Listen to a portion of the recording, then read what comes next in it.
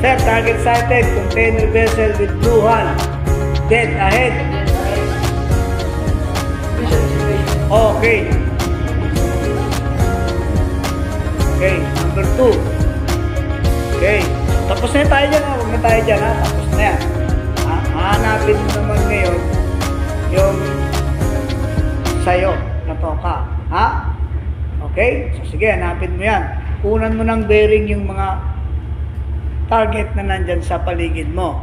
Ha? Sige, come on. 45 degrees, ha? O sige, kuhanan mo ng bearing. Ano ba yung mga target na posibleng dadaan sa bow mo or sa head mo? Wag na yan, kulay blue na yan, ha? Hindi na yan siya kasali. Sige, come on. Kuha ng bearing. Target. Sir, target sighted. Nasaan yun? Where's that sight? Where's that vessel? Bulk cargo.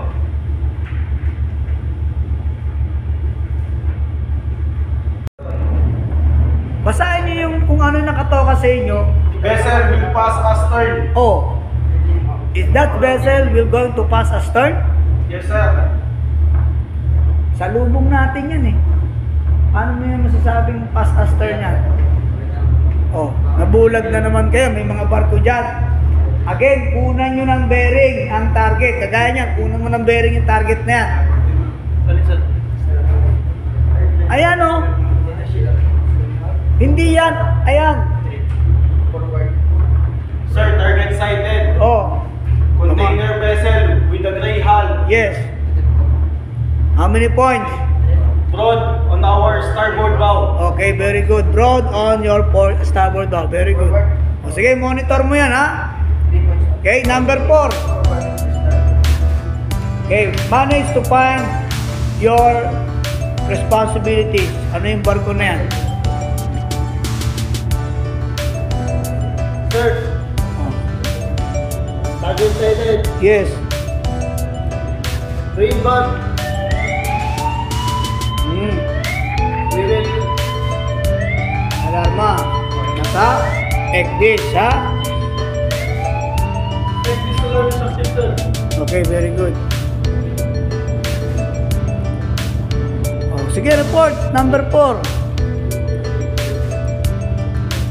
Oh, sir, target sighted. Sir, target sighted. Green Oh, bug. vessel with green hull. Green. Oh, how many points? 1, sir.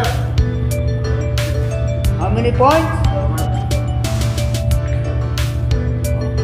Sir, 1 point on your 1 point on your port bow. Port bow. Port bow. Itarowin ko na nga lahat sa para mahati nyo ng maayos. Okay, number 3. Monitor again, back.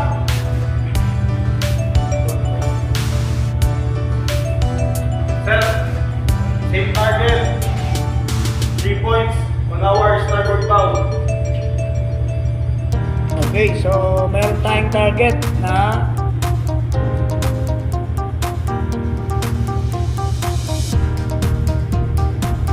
so i-reset natin yung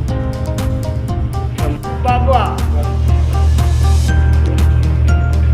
Sir, okay ulit. Okay, number 3, come on, report. Sir, same target. Approximately 3 points on our forward, on our starboard beam. Okay, so approximately. Pass astern. Okay, sige. So monitor that number 3. Number 3, huwag ka muna umalis. Kuha na ulit ng bearing. Sige, kuha ng bearing. Ilang points na lang yan? Sir, same target. Yes. Approximately 2 points forward on our starboard beam. Okay, very good. Approximately 2 points forward on the starboard beam. Very good. Okay, number 4. Come on. Sir, same target. Represent. Vessel with green hull.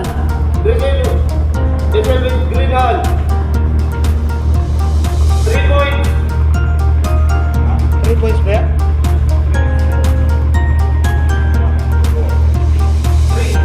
points na lang. Okay. Sige, number 3, come on, report. Sir, same target.